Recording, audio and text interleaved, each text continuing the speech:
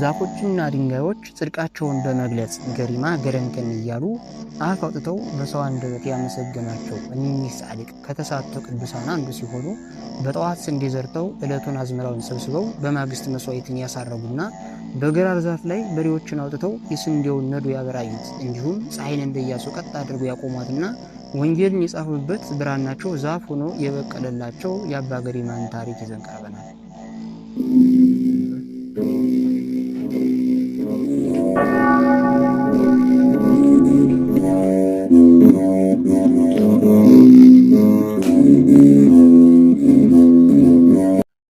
አባቱ የሮሙ ንጉስ መስፊያኖስ ሲሆን እናቱ ንግስት ሰፍነጊያ ትባላለች። እርሷም በመጀመሪያ መካን ሆና ሳለ እግዚአብሔርን በመማፀን ከብዙ ጊዜ በኋላ ስትወልድ የልጇን ስም ይስሐቅ አለችው። እናትና አባቱም የቤተክርስቲያንን ትምህርት አስተምረው ካሳደጉት በኋላ ድቁና እንዲሾም አደረጉት። የሮም ንጉስ የሆነው አባቱ በሞተ ጊዜ የሮም ሰዎች ተሰብስበው በአባቱ ዙፋን ላይ አነገሱት። እርሱም በመልካም ሁኔታ በቅን አገዛዝ 7 ዓመት አስተዳደራቸው። አቡነ ገሪማ ከተሳቱ ቅዱሳን ውስጥ አንዱ ሲሆኑ ወደ ሀገራችን ቅድስት ኢትዮጵያ የመጡት ከሌሎቹ ከ8ቱ ቅዱሳን ዘግየት ብለው ነው። ጥንተ ነገሩ እንዲህ ነው። የሮም ነገስታት ወገን የሆነው አቡነ አረጋዊ ዘሚካኤል ከነገስታት ወገን የምትሆን ሚስት አጋብቶ ሊያነግሱት ሲያስቡ እርሱ ግን ዓለምን ፍጹም በመናቅ ወደ ታላቁ አባ ጳኩሚስ ገዳም ገብቶ መነኮሰ። የንጉሱ ልጅ የአቡነ አረጋዊውን በሕፃንነቱ ምንኩስና መቀበል የሰሙ 8 ደጋግ ሌሎች የነገስታት ልጆችም ከያሉበት ተሰባስበው አባ ጳኩሚስ ገዳም ገብተው ከአባ ዘሚካኤል ጋር ተገናኙ። አባ ጳኩሚስን እኛንም እንደዚህ ሕፃን አመንኩሰን አሉትና አመንኩሶ ባረካቸው። የሃይማኖትን ምስጢር ሁሉ ከአባ ጳኩሚስ ጠንቅቀው እየተማሩ ለብዙ ዓመታት ከእርሱ ጋር ተቀመጡ። እነዚህን ቅዱሳን የቁስጥንጥንያው አባ ቢሊቃኖስ፣ የሀገረ ቆስያው አባ ይምአታ፣ የአንጾኪያው ወይም የሶሪያው አባ ጸና፣ የቂልክያው ወይም የግሪክ አባ ጉባ፣ የእስያው አባ አፍጼ፣ የሮሚያው ጰንጤሌዎን፣ የቂሳሪያው አባ አሌፍ ሲሆኑ ሁሉም የነገስታት ልጆች ናቸው። ከነዚህም በኋላ እነዚህ ቅዱሳን ወደ ትውልድ ሀገራቸው ሮም ተመልሰው ሮምን ወደ ቀናች ሃይማኖት መለሷት። በዚያም ሳሉ በምድር አዜብ ብሔረ ኢትዮጵያ ስለሚኖሩ ሰዎች ዝና ስለ ነገስታቶቻቸው ቅዱስናና ሀገሪቱም የእመቤታችን አስራት መሆኗን ከመጻሕፍት ተረዱ። አባ ዘሚካኤልም ከሁለቱ ደቀ መዛሙርቶቹ ጋር በሌሊት ወጥቶ ወደ ኢትዮጵያ መልአኩ ቅዱስ ሚካኤል እየመራው መጥቶ አክሱም ደረሰ። በዚያም ጥቂት ጊዜ በመቀመጥ ተመልሶ ወደ ሮሚያ ሂዶ ኢትዮጵያ ያየውንና የሰማውን በሙሉ ሁሉ ለሌሎቹ ቅዱሳን ሲነግራቸው እነርሱም ይህችን የተቀደሰች ምድርማ ሄደን ማየት አለብን ተባብለው ያላቸውን ሁሉ ይዘው ታቦታቶቻቸውን፣ ካህናቶቻቸውን፣ ንዋየ ቅድሳቶቻቸውን፣ መጻሕፍቶቻቸውን ሁሉ ይዘው በዘሚካኤል መሪነት በመምጣት በ460 ዓመተ ምህረት ጳጳሱና ንጉሱ ካሉበት አክሱም ከተማ ገቡ። እነዚህ ቅዱሳን የነገስታት ወገን ስለሆኑ በሮም ነግሶ የሚገኘውን ወንድማቸውን ይስሐቅን ላኩበት። ንጉሱ ይስሐቅ ለአባ ዘሚካኤል የእህት ልጅ ነው። እርሱም መልእክቱ እንደደረሰው 7 ዓመት በሮም ከነገሰ በኋላ መንግስቱን ትቶ በሌሊት ተነስቶ በመውጣት ወደ ሀገራችን በመልአኩ ቅዱስ ገብርኤል መሪነት መጣና ከወንድሞቹ ጋር ተቀላቀለ። እነርሱም አመነኮሱትና ስሙን ገሪማ አሉት። ከእነርሱም ውስጥ በመጀመሪያ መልእክት የላከለት የሀገራችን አክሱም አካባቢ ባሻ ይኖር የነበረው አባ ጰንጠሌዎን ነው። ልጄ ይስሐቅ ሆይ ሙታኖቻቸውን ይቀብሩ ዘንድ ሙታኖችን ተዋቸው፣ አንተ ግን ክብር ይግባውና የክርስቶስን የማያልፍ መንግስት ሻ ዘንድ ወደ እኔ ና አለው። አቡነ ገሪማም ይህን እንዳነበበ መንግስቱን ትቶ በሌሊት ወጥቶ ሄደ። ያን ጊዜም ጌታችን ቅዱስ ገብርኤል ላከለትና ብርሃናዊ በሆኑ ክንፎቹ ተሸክሞ የ10 ወር የሚሆነውን መንገድ በ3 ሰዓት አደረሰው። አክሱም አባ ጰንጠሌዎን ደጅ አቆመው። አባ ጰንጠሌዎን በፍቅር ተቀብሎት አስገባውና የምንኩስናውን ልብስ አለበሰው። አቡነ ገሪማም በጾም በጸሎትና በስግደት ተጠምዶ ቆዳው ከአንገቱ እስኪጣበቅ ድረስ በጽኑ ሲጋደል ኖረ። ከዚህም በኋላ ምድራ ወደ ተባለ ቦታ ሂዶ በዓቱን በማጽናት ተጋድሎውን በይበልጥ ቀጠለ። እጅግ አስደናቂ ሆኖ ብዙ ተአምራትን በማድረግ ሕሙማንን ሁሉ የሚፈውስ አጋንንትን የሚያሳድድ ሆነ። በእጆቹም አስገራሚ ተአምራት ተገለጡ። ከብዙ ተአምራቶቹ ውስጥ በአንዲት ዕለት በጠዋት ስንዴ ዘራ።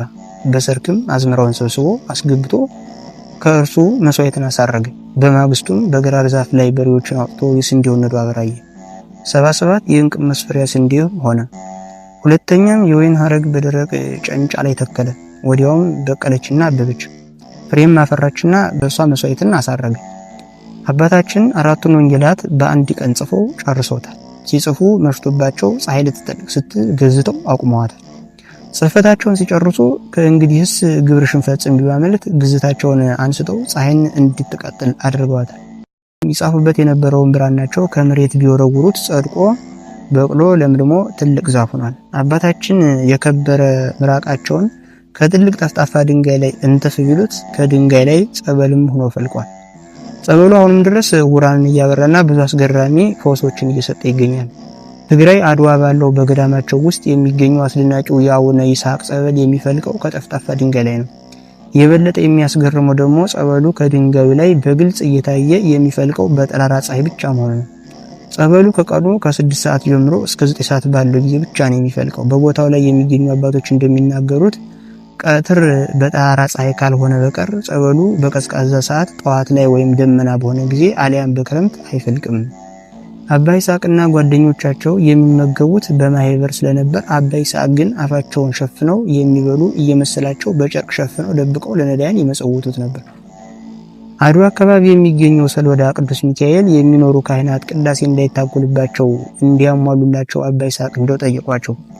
አባ ይስሐቅም ገብተው ቀደሱ። ነገር ግን ሰዎቹ ወደ አባ ጰንጠሌዎን ዘንድ መጣው። አባ ይስሐቅ ከበላ በኋላ ይቀድሳል ብሎ አሟቸው። አባ ጰንጠሌዎንም ሂደው ስለ ሁኔታው ጠየቋቸው። አባ ይስሐቅም ዝም በማለት ምንም አልመለሱላቸው። ቅዱሳንም ሁሉ ተሰባስበው ሕጋችንን አፈሷል፣ በልቶ ቀድሷልና እናውግዞ ተባብለው ከመካከላቸው እንዲከሱላቸው ጠየቋቸው። አባ ይስሐቅም እኔን ከዚህ አስነስታችሁ ልታወግዙኝ ከፈለጋችሁ መነሳት ያለብኝ እኔ ብቻ ሳልሆን እነዚያም ዛፎችና ድንጋዮችም ሁሉ ይነሱ እንጂ ብለው ተነስተው ሲሄዱ በአካባቢው ያሉ ዛፎችና ድንጋዮች ሁሉ ተነቅለው ተነስተው አባ ይስሐቅን ተከተሏቸው።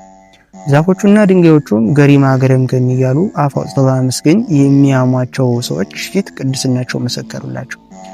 በዚያ የነበሩት ሁሉም ሰዎች ጓደኞቻቸውም ጭምር ዛፎቹና ድንጋዮቹ የሰጡትን ምስክርነት በመድገም ገሪማ ገረምገም በማለት ይቅር እንዲሏቸው ለመኗቸው። አባ ይስሐቅም ከዚህ በኋላ ስማቸው ተለውጦ አባ ገሪማ ተብለው ተጠሩ። አቡነ ገሪማ በገዳማቸው እጅግ አስገራሚ ተአምራት እያደረጉ በጽኑ ተጋድሎ ብዙ ጊዜ ኖሩ። ጌታችን ተገልጦላቸው ትልቅ ቃል ኪዳን ከሰጣቸው በኋላ በተወለዱበት ቀን ሰኔ 17 ቀን ተሰውረዋል። ከተሳቱ ቅዱሳን ውስጥ 4ቱ በምድር ላይ ሞትን ሳያዩ የተሰወሩ ናቸው። እነዚህም አቡነ አረጋዊ፣ አቡነ ገሪማ፣ አቡነ ሊቃኖስና አቡነ አፍጼ ሲሆኑ ሁሉም ስውራን ወደፊት በሐሳቢው መሲህ ዘመን ወደ ምድር ወርደው ከእነ ሄኖክና ከእነ ኤልያስ ጋር መጥተው ሰማዕት የሚሆኑ ናቸው። ተሳቱ ቅዱሳን ከአብርሃ ወአጽብሃ 6ኛው ንጉስ የሚሆን በአልሜዳ ዘመነ መንግስት ከአውሮፓና ከእስያ ወደ ኢትዮጵያ መጥተው አክሱም ከተማ ካረፉ በኋላ ሀገረ ስብከታቸውን ተከፋፍለው ገዳም እየገደሙ በዓት እያበጁ ከሳቴ ብርሃን አባ ሰላማ የመሰረተውን የክርስትና ሃይማኖት በከፍተኛ ሁኔታ አስፋፍተዋል። ገዳማትን በከፍተኛ ሁኔታ አስፋፍተዋል። የምንኩስና ህይወትን በሀገራችን በማስፋፋት ህይወት ዘርተውበታል። መጻሕፍትን ወደ ግዕዝ ቋንቋ ተርጉመዋል። የወንጌልን ብርሃን በሀገራችን ላይ አብርተዋል።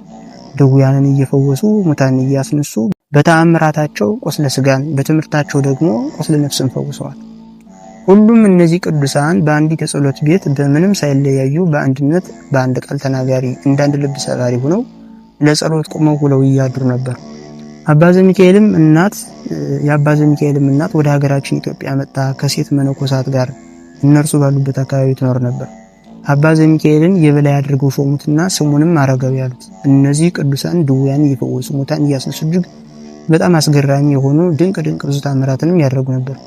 ከሰንበት በቀር እህል የሚባል ነገር የማይቀምሱት እነዚህ ቅዱሳን ኢትዮጵያን በኪደተ እግራቸው ባርከዋል። ጌጦቿ ሆነውላታል። በትምህርታቸውም የእምነቷን መሰረት አጽንተውታል። የልዕልናዋን ታሪክ ለዓለም መስክረውላታል።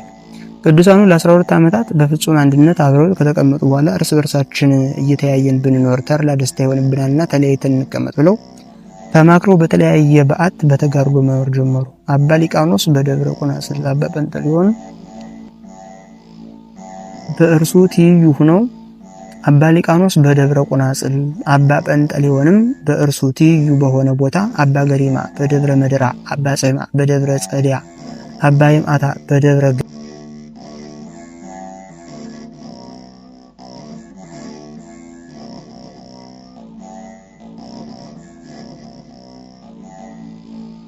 ገርአልታ፣ አባ አፍሴ በደብረ ይሃ፣ አባ አፍሌ በደብረ አህዳአ መኖር ጀመሩ። አባ አረጋዊ ደግሞ በጣም ርቀው በመሄድ በደብረ ዳሞ በዋሻና በኩርኩታ ውስጥ በተራራም ላይ መኖር ጀመሩ። ተስዓቱ ቅዱሳን ብዙ ድንቅ ድንቅ ታምራትን ያደርጉ ነበር። መላእክትም ዘወትር ባለመለየት ይጎበኟቸው ነበር።